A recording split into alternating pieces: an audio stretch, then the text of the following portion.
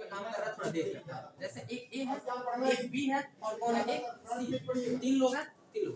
B को बोल रहा है कि 6 दिन में कार्य पूरा करता है, 6 दिन में कार्य पूरा करता है, कोई दिक्कत वाली बात नहीं, 6 दिन में कार्य पूरा करता है बी। लेकिन बोल रहा है ना कि जो ए है वो बी से आधा कुशल है, यानी कि अगर बी, सुनो ध्यान से, अगर बी 6 दिन में कार्य पूरा करेगा, ये आधा कुशल है तो इसको 12 दिन लग जाएगा, दोगुना टाइम लग जाएगा, तो टाइम इसका 12 लग जाएगा, 12 दिन लग जाएगा और इसका लग जाएगा 6 दिन। अच्छा देखो, जो टाइम होता है ना वो कैपेसिटी के अपोजिट होता है, मतलब जितना उसका वर्क क्षमता है उसके अपोजिट होता है क्या, टाइम। इनवर्सली प्रोपोर्शनल होता है, इनवर्सली प्रोपोर्शनल मतलब उल्टा होता है। जैसे मान लीजिए इसकी क्षमता आधा है तो काम करने में इसको डबल दिन लगेगा, दोगुना दिन लगेगा, और बोला जाए कि इससे 3 गुना, ये इससे 3 गुना कुशल है तो इसको 3 गुना टाइम लगेगा काम करने में, यानी कि 18 दिन लगेगा इसको काम करने में। ऐसा क्वेश्चन बोला था कि जो सी से 3 गुना कुशल है, यानी कि सी से ये 3 गुना कुशल है, यानी कि इसको 3 गुना दिन काम लगेगा, उल्टा हो जाएगा। अब सबका दिन निकाल दे। देखो एलसीएम वाला विधि आज बता दे, कल एक फ्रैक्शन मेथड बताए थे, आज एलसीएम वाला मेथड बता रहे, ठीक है। देखो इन सबका तीनों का एलसीएम लेंगे कितना आ जाएगा, 36 आ जाएगा, 36 आ जाएगा। एलसीएम लेना बताएं, ब्रैकेट में लेकर एलसीएम दे सकते हैं। अब मतलब 12 से कट कितना है, 3 बार बार दिया 36 और 18 गुना 36, ठीक है। देखो ये हो गया। अब बोल रहा है कि पूरा काम को करने में तीनों लोग मिलकर कितना दिन लगेगा, तो तीनों लोग मिलकर 36 काम है, टोटल काम कितना है, टोटल वर्क कितना है 36। जो एलसीएम आता है वही हमारा टोटल वर्क होता है। यही चैप्टर हम सोच रहे हैं कल पढ़ाने के लिए, टाइम एंड वर्क पूरा अच्छे से पढ़ाएंगे, ठीक है। टोटल वर्क हमारा 36 दिन, जो एलसीएम आता है हमारा टोटल दिन होता है, और ये हम लोग का कैपेसिटी निकला। तो 36 काम को करने के लिए ये तीन लोग मिलकर करेंगे, यानी कि 4 3 9 और 2 11 के हिसाब से करेंगे। इसको कट कर देंगे, आंसर आ जाएगा 11 के 33 और 11 दूना 11 के 33 3 11 22 और बचेगा कितना, 11 के 33 3 11 22 और ये कितना बचेगा, 8 बचेगा ना, 8 बचेगा, 11 से 7 11 से 77 होगा ना, तो आंसर आ रहा होगा। अच्छा 11 दूना 22 10 मिनट लगेगा, 3 2 10 7, ये हमारा क्या हो जाएगा, यही हमारा आंसर का पहला क्वेश्चन है। दूसरा क्वेश्चन देखिए, दूसरा क्वेश्चन भी बेहद आसान है, बोला ध्यान से समझ लो दूसरा क्वेश्चन, नहीं तो आएगा नहीं समझ लो। देखिए फिगर भी बना लेना ऊपर। देखो दूसरा क्वेश्चन बोला है कि 8 घंटा में 75 किलोमीटर की दूरी तय करने में दो प्रकार से तय करता है। कैसे तय करता है, सबसे पहले 5 किलोमीटर प्रति घंटा के हिसाब से पैदल जाता है, ठीक है, जाता है। फिर बोला कि बाकी जो दूरी बचाना वो 12 किलोमीटर प्रति घंटा के हिसाब से साइकिल जाता है। बोला कि पैदल चली गई दूरी बताइए। देखो हमें डायग्राम याद करवाता है, ऐसा क्वेश्चन पूछता है, ठीक है। दूरी पूरा देता है कि चलना है इतने घंटे में, ठीक है, और उसको बोलता है कि इतना दूरी हम जाते हैं, कैसे पैदल जाते हैं, इतना दूरी बस से जाता है, इतना दूरी किसी और चीज से जाता है, उसका स्पीड अलग अलग देता है। तो इसका डायग्राम याद रखो, एक डायग्राम याद करवाएंगे, किसी भी तरीके से क्वेश्चन बनेगा लगा दोगे। देखो दूसरा क्वेश्चन, जैसे मान लीजिए कि पूरा ये डिस्टेंस था हमारा 75 किलोमीटर का, ऐसा हमने बोला, क्वेश्चन बोला है 75 किलोमीटर का पूरा डिस्टेंस था, ध्यान देना 75 किलोमीटर का पूरा डिस्टेंस था, ठीक है, पूरा था। अब दो ही प्रकार चला, अगर 3 प्रकार से चलता तो 3 पार्ट इसका करते हैं, लेकिन 2 प्रकार से चला तो 2 पार्ट करेंगे। कुछ दूरी पैदल जाता है, ये पैदल जाता है, मान लेते हैं हमको नहीं पता है x किलोमीटर पैदल जाता है, x किलोमीटर ये पैदल जाता है, कोई दिक्कत नहीं, समझ गए बातों को। अच्छा जो दूरी बचा वो साइकिल जाता है, बचा दूरी कितना, 75 किलोमीटर टोटल था ना यहाँ से यहाँ तक, तो x तो निकल गया, यहाँ से यहाँ तक x तो निकल गया, बचा कितना 75 माइनस x। ये बात है किसको किसको समझ में आ गई, ये कैसे जाता है साइकिल से, ये साइकिल जाता है। देखो टोटल दूरी 75 था, हमको नहीं पता था कितना दूरी जाता है पैदल, तो मान लेते हैं x जाता है कि x किलोमीटर जाता है पैदल, ठीक है। और बाकी जो बचा 75 में से x घटा दिए तो किससे गया, साइकिल से गया, कोई दिक्कत यहाँ तक। बस ये डायग्राम याद रखो, बस क्वेश्चन खत्म। अब देखिए ध्यान से, टोटल इसको 8 घंटा लगता है, टोटल इसको कितना घंटा लगता है 8 घंटा। ये बताइए कि समय बराबर क्या होता है, दूरी बटा चाल, दूरी बटा चाल। पैदल जाता है 5 किलोमीटर के हिसाब से, यानी कि x और बटा में 5, समय बराबर हो गया, समय बराबर दूरी बटा चाल, पैदल वाला हो गया, समय बराबर दूरी बटा चाल। देखो यहाँ पे लिख दे रहे हैं, नहीं समझ रहे हो क्या, समय बराबर दूरी बटा में चाल। तो पैदल वाला अलग दूरी है और साइकिल वाला अलग दूरी है, दोनों को लिख के जोड़ना पड़ेगा तभी पता चलेगा एग्जैक्टली। तो समय बराबर कितना, समय बराबर दूरी बटा चाल, पैदल कितना जाता है x और बटा में चाल कितना था 5, इस समय निकल गया, कोई दिक्कत। अब देखो ध्यान से, साइकिल से जा रहा है, तो साइकिल से जा रहा है तो कितना दूरी जा रहा है 75 माइनस x और बटा में उसका चाल कितना है जी 12 किलोमीटर प्रति घंटा। देखो ये दोनों समय, ये टोटल समय निकल गया, टोटल समय निकल गया, और टोटल समय उसको लगा कितना 8 घंटा। देखो क्वेश्चन में दिया है टोटल समय लगा है कितना 8 घंटा, यही 8 के बराबर क्वेश्चन खत्म। नहीं समझे बातों को, समझ गए।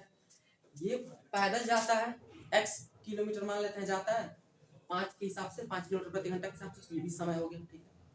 अब ये जाता है 75 माइनस एक्स, ये पूरा यहाँ से यहाँ तक 75 था, एक्स तो निकाल दे, 75 माइनस एक्स हो गया, 75 माइनस एक्स जाता है 12 किलोमीटर प्रति घंटा के हिसाब से जाता है। और यही तो टोटल तो यही समय लगा ना उसको जाने में, पूरा यात्रा कंप्लीट कर लिया, और टोटल यात्रा कंप्लीट करने में लगा है कितना 8 घंटा, यानी कि 8 घंटा इसके पूरे के क्या है बराबर है। इसमें से एक्स का वैल्यू निकालेंगे तो वही पैदल चली गई दूरी हो जाएगी, खत्म। अब ये देखो 12 × 5 = 60 होगा, 60 का इधर गुणा कर देंगे, ठीक है, तो ये हो जाएगा 12x। देखो हम डायरेक्ट सॉल्व कर रहे हैं, आप लोग समझ सकते हैं, समझ जाओगे ना, डायरेक्ट सॉल्व करना है। 12 में x से गुणा करेंगे 12x, और प्लस 5 में 75 को गुणा करेंगे 5 से 5 35 36 37, और माइनस 5x,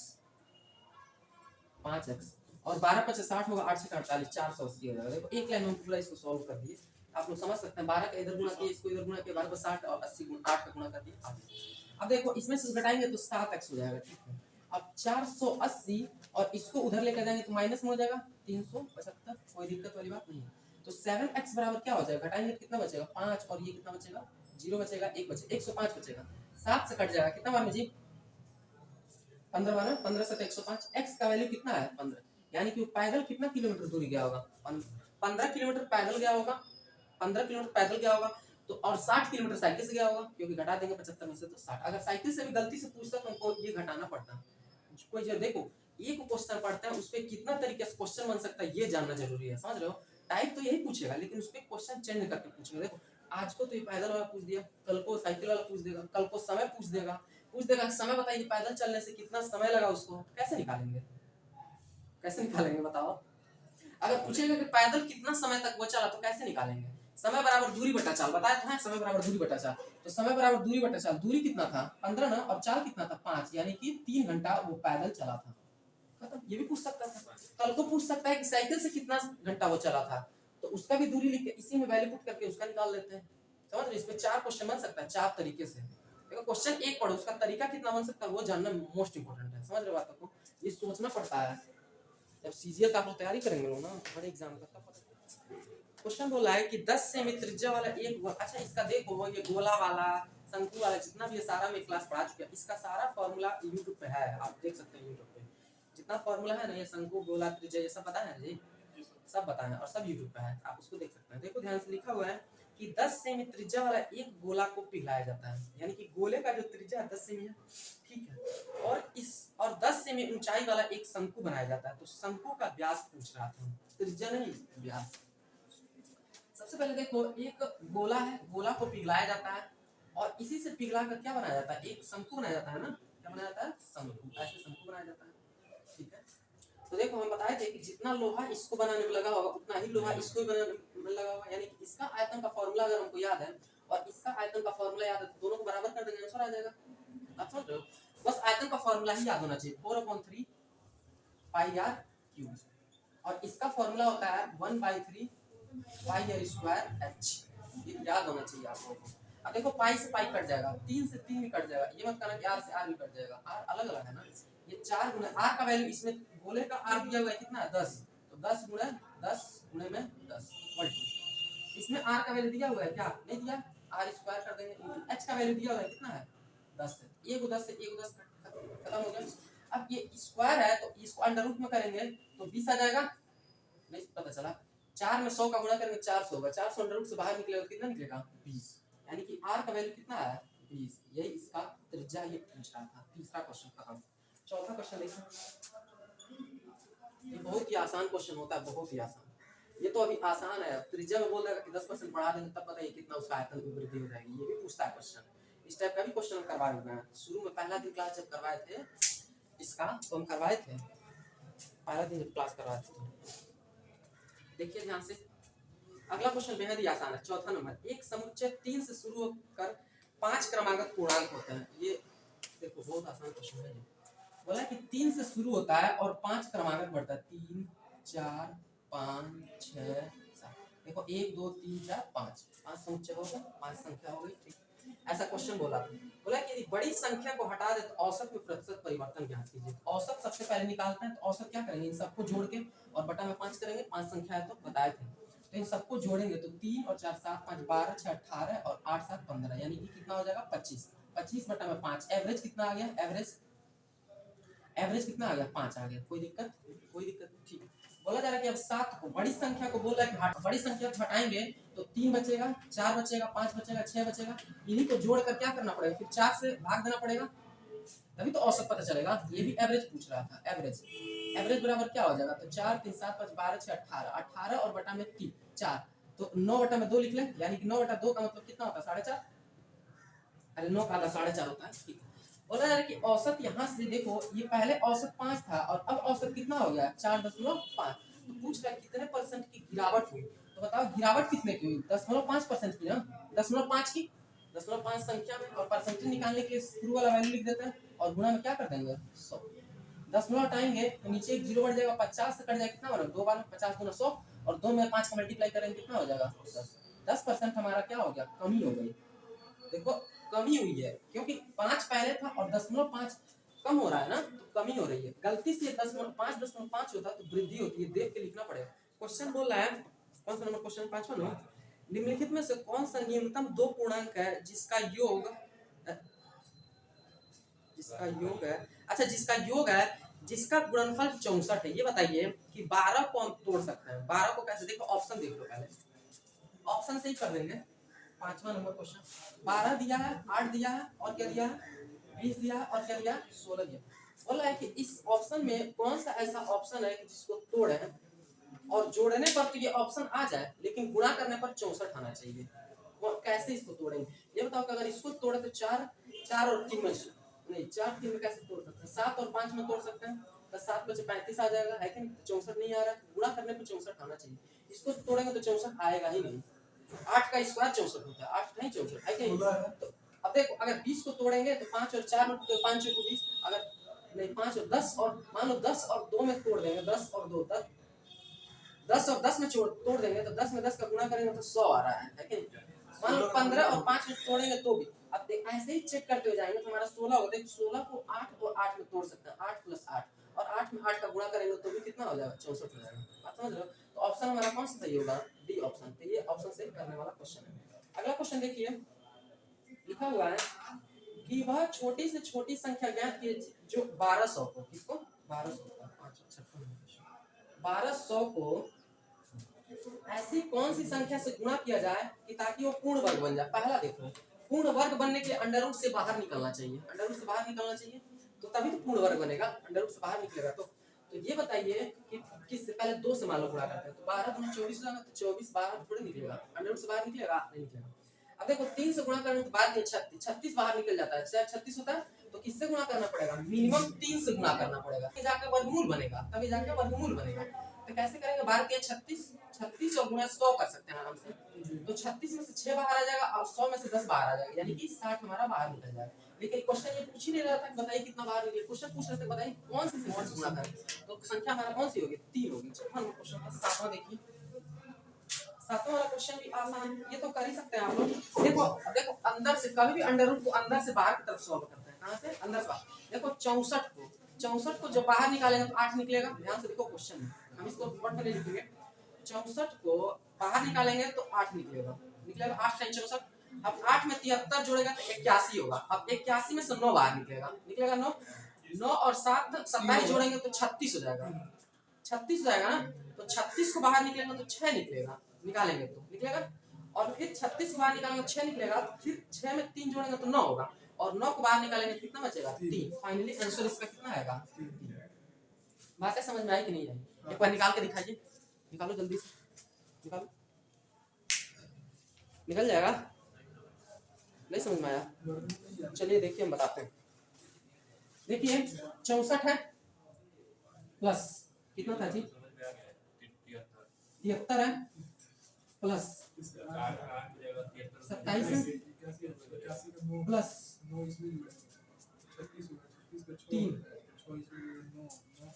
देखो हम बोले कि अंदर से बाहर की तरफ निकलते हैं, अंदर से बाहर, ये 8 निकलेगा, 8 में 73 जोड़ेंगे तो 81 हो जाएगा, 8 में 3 81 हो जाएगा। 81 में से 9 बाहर निकलेगा, 27 में 9 जोड़ेंगे 36। इसको सॉल्यूशन थोड़े पूछ रहा है, कैसे भी करना है कि सॉल्यूशन थोड़े एग्जाम में पूछ रहा है।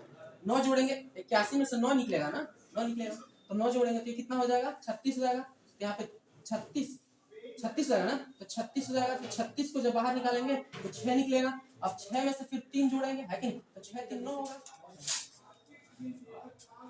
ये तो बेहद आसान क्वेश्चन है। देखिए बोला जा रहा है क्वेश्चन है, दो इक्वेशन दिया है x अपॉन में y इक्वल टू दिया 4 अपॉन में 5। ठीक है, पहला इक्वेशन। ठीक है, दूसरा इक्वेशन दिया है 7x और प्लस में 9y और इक्वल टू 29। देखो पूछ क्या रहा है वैल्यू y का। कल को x का वैल्यू पूछ सकता था, है कि नहीं, तो y का वैल्यू पूछेगा। ध्यान से समझ लो, अगर y का वैल्यू पूछेगा तो इसमें से x का वैल्यू निकाल के इसमें रख देंगे, और जब x का वैल्यू पूछता है तो इसमें से y का वैल्यू निकाल कर देते। अब देखो निकालेंगे कैसे, x का वैल्यू निकालेंगे, x को इधर ही छोड़ देंगे और y उधर जाएगा तो 4 में मल्टीप्लाई हो जाएगा 4y अपॉन 5। अरे उल्टा नहीं मल्टीप्लाई होता है, नीचे का ऊपर मल्टीप्लाई। अब x को x इसमें से हटाएंगे और उसके जगह इसको चिपका देंगे, तो 7 into 4y और अपॉन में कितना 5 है ना, बस खत्म। अब बस यहाँ से कैलकुलेशन कुछ नहीं है, अब बस कैलकुलेशन है 4 है। अब देखो ध्यान से, देखो 4 से 28y, चलो ठीक है लिख देते हैं, कोई दिक्कत नहीं। 9 5 45 y और बटा में 5 आएगा तो 5 इधर मल्टीप्लाई हो जाएगा, तो 3 5 या 15 यानी कि 3 5 15 150 होगा। 150 में से 15 हटाएंगे 145 हो जाएगा। 5 का गुणा कर देंगे 29 में तो 145। ठीक है, इसको और इसको आप जोड़ेंगे ना, 28y को और 45 एलसीएम लेके सॉल्व करना आता है ना आप लोग को, एलसीएम लेके सॉल्व कर दिया। समझे नहीं समझे? अभिनंदन तुमको समझ में आ रहा है? इस 5 और 1 का एलसीएम 5 आएगा, नीचे देखो हम लिखे नहीं है इंडायरेक्टली 5 आएगा। 5 का इधर मल्टीप्लाई करेंगे और ये तो पूरा आ जाएगा 4 से 28 और 5 का इधर मल्टीप्लाई करेंगे और 5 जो नीचे था ना उसको इधर क्रॉस मल्टीप्लाई करा दिए, एक ही लाइन में कर दिया पूरा। लेकिन अभी 28 और 8 5 8 और 5 13 4 3 7 73 y इक्वल टू कितना हो जाएगा 145। अभी कितना बार में जा रहा है 4। आंसर पॉइंट में आ रहा है क्या? जी सर, आंसर पॉइंट में। ठीक है, सॉल्व कर देंगे तो 145 अपॉन में क्या हो जाएगा 73। तो 73 से इसको भाग करेंगे तो y का मान आ जाएगा। ये कर ही सकते हैं आप। कौन सा नंबर क्वेश्चन था ये? 8वां नंबर था ना। 9 नंबर क्वेश्चन देखिए, 9 नंबर भी आसान सा क्वेश्चन है, बता देते हैं। 9 नंबर क्वेश्चन देखो, पढ़ लो एक बार।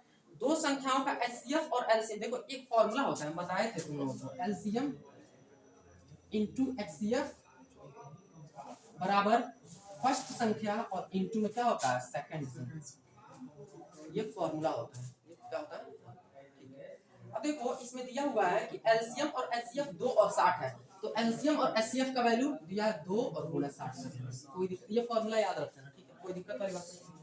क्वेश्चन बोला कि फर्स्ट और सेकंड नंबर के बारे में क्या बोला है, बोला कि पहली जो संख्या है ना वो दूसरी संख्या से 14 अधिक है। यानी कि पहली संख्या अगर फर्स्ट संख्या अगर x है तो सेकंड संख्या क्या है जी 14 अधिक है, x प्लस 14 है। ऐसा हम नहीं बोल रहे, ऐसा क्वेश्चन बोल रहा है। अधिक, अच्छा अधिक है ना, x माइनस 14 है। ठीक है, ये हो गया। दूसरी संख्या अधिक है, पहली संख्या दूसरी संख्या से 14 अधिक है। अरे ऐसे नहीं आ रहा तो एक संख्या लिख लेंगे, ये फर्स्ट संख्या लिख लेंगे और सेकंड संख्या।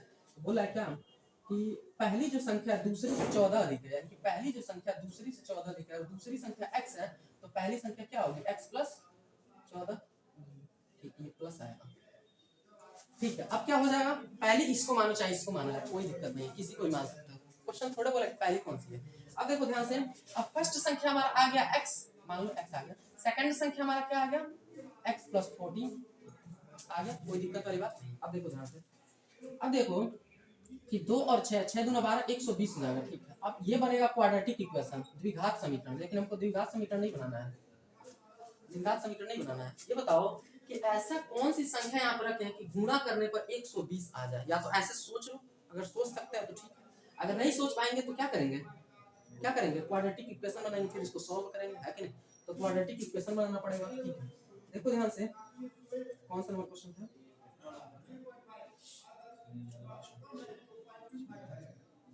देखो यहाँ ध्यान से, ऑप्शन से देख रहे हैं। ऑप्शन में अगर 4 रखे हैं, ध्यान से देखो, ऑप्शन से हम चेक कर लेते हैं। ऑप्शन में अगर 4 रखे हैं तो 4 और 14 18, 18 चौक 72 आएगा, 120 नहीं आ रहा है, गलत। दूसरा ऑप्शन देखो, दूसरा ऑप्शन 5 है तो 5 14 5 19 19 बचा 19 बचा कितना होता है 19 बचा 95 होता है 95 तो 95 ये नहीं आएगा, आएगा नहीं आएगा। फिर अब रखेंगे 6 तो 6 और ये 6 और 14 20 हो जाएगा और 6 दूना 12 120 आ गया। यानी कि x की जगह पे क्या रखना पड़ेगा 6, x की जगह पे क्या रखना पड़ेगा।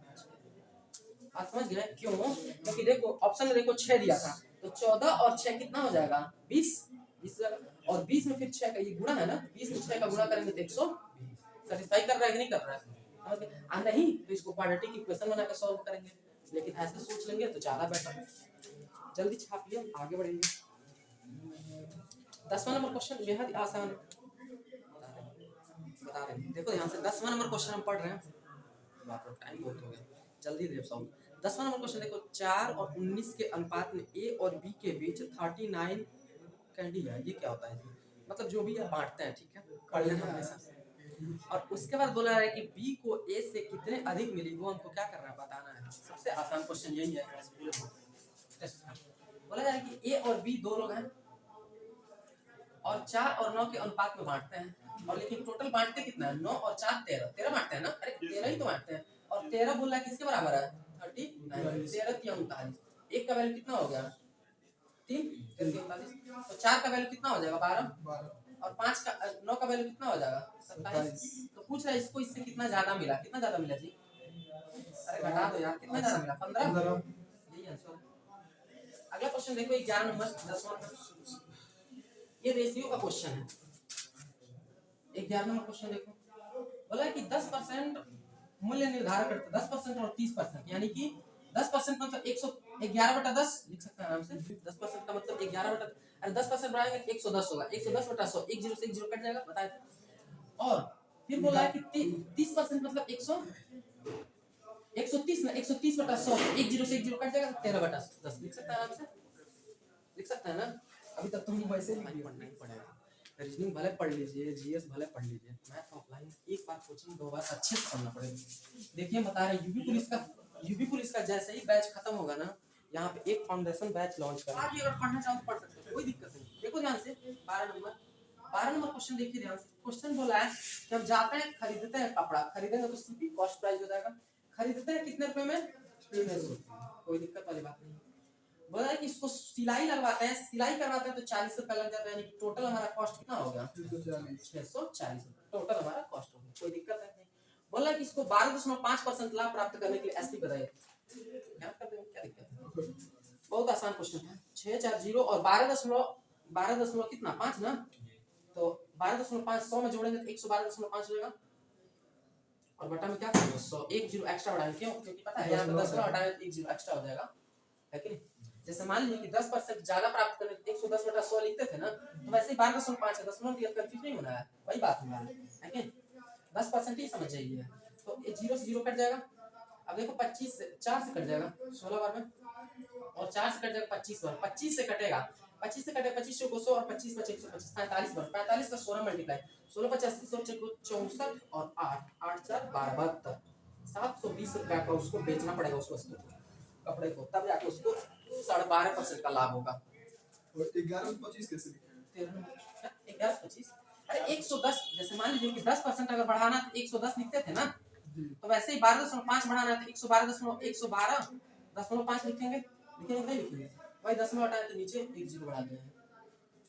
10% का वृद्धि होता है तो 100 में 110 जोड़ते हैं तो 110 होता है, तो उसी तरह 12.5 है तो 112.5 नहीं होगा, 112.5 बटा में 100 कर दिए हैं, समझ गए। ठीक अभिनंदन समझ में आ रहा है, नहीं समझ में आएगा तो आप लोग पूछेंगे तभी तो हमको समझ में आएगा कहाँ आप लोगों को बताना है और अच्छे से। ठीक है हाँ तो अच्छी बात है। देखिए ध्यान से क्या हो जाएगा, तो सीपी हमारा कितना हो जाएगा 2500 और एमपी कितना हो जाएगा नहीं पता, ठीक है हो गया। अभी कितना 0 से 0 0 कटेगा ही नहीं, अब ये 110 ठीक है देखो, और ये 88, ये फॉर्मूला बस उल्टा लीजिए। देखो ध्यान से 11 से कट जाएगा 8 बार में और 11 से कट जाएगा 10 बार में, है कि नहीं। 10 में इधर गुना हो जाएगा और 8 से इसको कट कर सकते हैं आराम से, चलो बाद में 4 से 2 से 4 बार में और 2 से ये 5 बार में, और 4 से कट जाएगा 25 बार में, 25 बार में कट जाएगा। अरे 100 नहीं समझे, 2500 को हम लिख सकते हैं 25 और गुणे में 100, है कि नहीं। तो ये 4 से काट दिया कितना बार में 25 बार में, है कि नहीं 25 बार में काट दिया। अब 25 में 25 का मल्टीप्लाई करेंगे तो 625 और 625 में 5 का मल्टीप्लाई करेंगे तो 1325, 1325 ही आना चाहिए। 31 25 31 25 तो 25 में 25 का गुणा करेंगे 625। एमपी बराबर क्या हो जाएगा, एमपी बराबर 625 और गुणा में 5 बचा है ना 5, तो एमपी बराबर क्या हो जाएगा, गुणा कर देंगे 5 और 5 31 25 हमारा है। ये फॉर्मूला आप लोग याद कर लीजिएगा जरूर, ये बहुत कंफ्यूजन वाला formula. CP equal to 100 minus discount, FP equal to 100 plus profit. अगला देखिए 13 14 नंबर 14 नंबर क्वेश्चन थोड़ा हमको अच्छे से बताना पड़ेगा, इसको कर लीजिए जल्दी से। अगला क्वेश्चन देखिए, बहुत ही अच्छा क्वेश्चन है, सिंपल इंटरेस्ट का। देखो बताते हैं, क्वेश्चन बोला है कि 4% एसआई की दर है, यानी कि रेट कितना, ध्यान से समझना, रेट कितना है 4%, ध्यान देना। टाइम नहीं पता है, टाइम नहीं पता, लेकिन हमको एक चीज पता है, क्या पता है, क्या है, पी हमारा पता है, पी मतलब मूलधन हमको पता है कितना है 1500, और अमाउंट भी पता है, अमाउंट पता है कितना है, बोला है ना कि 2 गुना हो जाए, यानी कि अमाउंट हमको पता है 3000 है। 1500 का 2 गुना अगर हमको अमाउंट बनाना है, जैसे मान लो कि हम 1500 रुपया आपको दे रहे हैं, कितने साल बाद हमको आप 3000 देंगे, तो टोटल वो अमाउंट देंगे ना आप हमको 3000, टोटल हमको रुपया देंगे, अमाउंट पूरा देंगे, तो अमाउंट भी हमारा दिया 3000, इनडायरेक्टली हम समझ गए बातों को, समझ गए, कितना समझना पड़ेगा आपको। तो अब देखिए ध्यान से, अब हम सिंपल इंटरेस्ट का फॉर्मूला लिखते हैं। एसआई बराबर क्या होता है, एसआई बराबर पीआरटी अपॉन में क्या होता है 100, पीआरटी अपॉन में 100। अगर हमको इसको अमाउंट बनाना है, ये तो सिंपल इंटरेस्ट है, अगर हमको इसको अमाउंट बनाना है तो इसमें पी हमको जोड़ना पड़ेगा। अरे जैसे हम साधारण ब्याज जितना लिए, नहीं समझे, जैसे मान लीजिए कि हम साधारण ब्याज, मान लीजिए हम 10 रुपए हम ब्याज दिए आपको, ठीक है, और 100 रुपए लिए थे, तो टोटल अमाउंट कितना होगा 110 होगा ना। ये बताइए कि 10 रुपया ब्याज जो था, तो ये हमारा ब्याज का फॉर्मूला, और 100 रुपया हम जो दिए थे आपको, वो दोनों जोड़ेंगे तभी तो अमाउंट हुआ। इतना बातें समझ के नहीं समझ, और ये टोटल क्या है अमाउंट, और टोटल अमाउंट बराबर है किसके 3000 के, खत्म, टोटल अमाउंट हमारा 3000, क्वेश्चन खत्म। अब इसी को बस सॉल्व कर देना, समझे कि नहीं समझे। जैसे हम बोल रहे थे कि मान लीजिए 10 रुपए आपको ब्याज देना, ठीक है, और 100 रुपए लिए थे, तो अमाउंट टोटल हमको 110 रुपए देना है ना, 110 रुपए देना है, तो हम सिंपल इंटरेस्ट, ये हमारा फॉर्मूला होता है सिंपल इंटरेस्ट। हमारा ब्याज 10 रुपए ये था, 10 रुपए समझ जाओ, 10 रुपया, ठीक है, 10 रुपया है, और ये हम अमाउंट हमारा कितना था 100 रुपए लिए थे, तो टोटल मिला कितना रुपए थे 110 रुपया। वो तो अलग बात है 3000 था, मतलब एग्जांपल के तौर पे समझा रहा है, ठीक है। तो ये हमारा क्या हो गया अमाउंट हो गया, और इसी अमाउंट को 3000 पे क्या कर देंगे बराबर कर देंगे, क्वेश्चन खत्म। अब पीआरटी अपॉन 100, पी का वैल्यू हमको पता है कितना है 1500 ना, 1500, आर का वैल्यू पता है 4%, और टी का वैल्यू नहीं पता है, अपॉन में क्या और प्लस पी का वैल्यू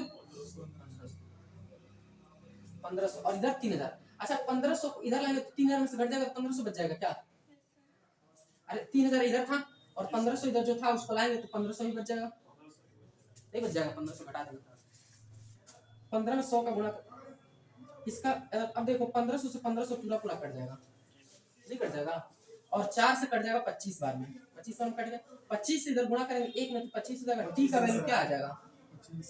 देखो एक लाइन में कैसे सॉल्यूशन करते हैं, उसको कैसे एक ही लाइन में हो जाएगा, वही ना, एक लाइन में सॉल्यूशन हुआ है, लिखिए जल्दी से, ये अच्छा क्वेश्चन खत्म करते हैं जल्दी से। देखो कौन सा 15 नंबर ना, देखो 15 बहुत आसान क्वेश्चन है, 15 नंबर कल ही बताए थे इस टाइप का क्वेश्चन। देखो अब बताने जा रहे हैं, देखो 1000 रुपये थी, 1000 रुपया था, और बन गया कितना 1144 कंपाउंड इंटरेस्ट चक्रवृद्धि ब्याज से, और कितने साल में 2 साल। अब 3 साल में होता है तो क्यूब रूट निकालते हैं, 2 साल में होगा तो स्क्वायर निकालेंगे, कल ही बताए थे, बता देंगे। अब बताओ कि जब 10 में हटाएंगे तो 0 बढ़ जाएगा, और 2 स्क्वायर रूट निकाल लेंगे, बस 2 साल का स्क्वायर रूट निकालेंगे, बताए कि नहीं बताते। इसका स्क्वायर रूट निकालेगा तो 100 आएगा, और इसका स्क्वायर रूट निकालेगा तो कितना आएगा 107 आएगा, 749, लास्ट में देखो यूनिट डिजिट 9 है, हमको पता है 749 आएगा, लास्ट में 9 आना चाहिए, समझ गया। तो 100 से कितना बढ़ रहा है 7 परसेंटेज हो रहा है, इसका तुम फॉर्मूला से करने जाओगे ना फॉर्मूला से करने जाओ तो नानी याद आ जाएंगी, कसम से बता रहे हैं। सर हम लोग करते ना एक एक पेज का 2 पेज तक है ना? चला जाता है ये सब कंपाउंड इंटरेस्ट। एक पॉइंट पर रूट निकालना है बस। बहुत है। देखो 16 नंबर क्वेश्चन देखो आसान। ए बी सी में बांटा जाता है, ए बी और सी, ये हमारा मेथड है। देखो 7 8 और 9 है, इसी को हम बांटते हैं किसमें, 11 52 रुपए में बांटते हैं। तो इसको बांटने में क्या दिक्कत है, 9 और 8 8 7 15 और 9 कितना होता है, 24 होता है क्या, 24 बराबर है किसके जी, 11 52 कितने गुना है, कौन बताएगा, कौन जल्दी बताएगा, देखो बताइए। 24 5 120 होता तो 4 बार में जाएगा, और 4 गुना 4 के बाद 4 3 43 बार में जा रहा है क्या, एक बार देखो तो, एक बार देखो अंदाजा लगाएं।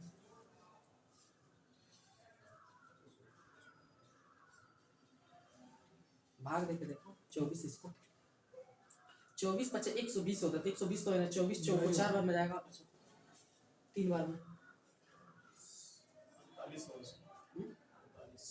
48 आ रहा है। हाँ तो 48 आएगा नहीं 45 आएगा, तो 48 आएगा, 48 बार में जा रहा है, कोई दिक्कत है। अब क्वेश्चन पूछ रहा था क्या, एक का हिस्सा बताइए, एक का हिस्सा बता देंगे। एक का हिस्सा था कितना 7 और टोटल था कितना, टोटल अच्छा टोटल तो निकाल ही दिए ना 7 का, तो 48 में किसका गुना कर देंगे, खत्म। 8 से 56 और 8 चौक 32 और 5 32 5 कितना होता है, 336 होगा, 376 होगा ना, 76 आंसर में नहीं है तो कहां से 76 36 होगा। 7 देखो ये बी और सी मिलता है, देखो बी और सी मिलता है, ध्यान से समझना क्योंकि इस पे कई टाइप का क्वेश्चन को पूछ सकता है। देखो बी और सी है, बी प्लस सी मिलते हैं तो काम करते हैं कितने दिन में, 40 दिन में, इसमें कोई शक नहीं। फिर से ए बी और सी 3 लोग मिलते हैं, ए प्लस बी और प्लस सी, जब 3 लोग मिलते हैं तो काम करते हैं कितने दिन में, 20 दिन। यहाँ तक कोई दिक्कत, ये बताइए। अब इसकी क्षमता निकालने के लिए हमको एलसीएम निकालना पड़ेगा। इस 20 और 40 का एलसीएम 40 ही होता है। 40 में ये एक बार में आएगा और ये कितना बार में, 2 बार। ये बताइए कि BC तो यहाँ भी था और BC यहाँ भी था, और ये 2 एक्स्ट्रा किस लिए आ रहा है, क्योंकि A का 1 होगा, BC का तो 1 है पहले से, तो 1 इसमें से निकल जाएगा, तो A के लिए स्पेशल 1 आएगा, 1 आएगा कैपेसिटी 1 आएगी, और 1 कैपेसिटी आएगी। 1 के हिसाब से अगर 1 काम करेगा तो 40 ही काम है ना, टोटल वर्क कितना है 40, हम बताएं तो एलसीएम मतलब टोटल वर्क आता है, बताएं नहीं बताएं, तो इसी टोटल वर्क को 40 को 1 के हिसाब से करेगा तो कितना दिन लगेगा, 40 दिन। A के बारे में पूछ रहा था क्योंकि A का कैपेसिटी कितना था, 1 था। फिर से समझ लो, B और C मिलकर 40 दिन में काम करते हैं, ठीक है। जब 3 लोग आएंगे तो काम जाहिर सी बात है कम दिन में होगा, 20 दिन में होगा, है कि नहीं। तो अब इन दोनों का एलसीएम निकाल ले, 20 और 40 का एलसीएम निकला 40, कोई दिक्कत वाली बात नहीं। 40 का 40 और 20 गुना 40 कैपेसिटी आ गई। ये बताओ कि B और C का कैपेसिटी 1 था ही,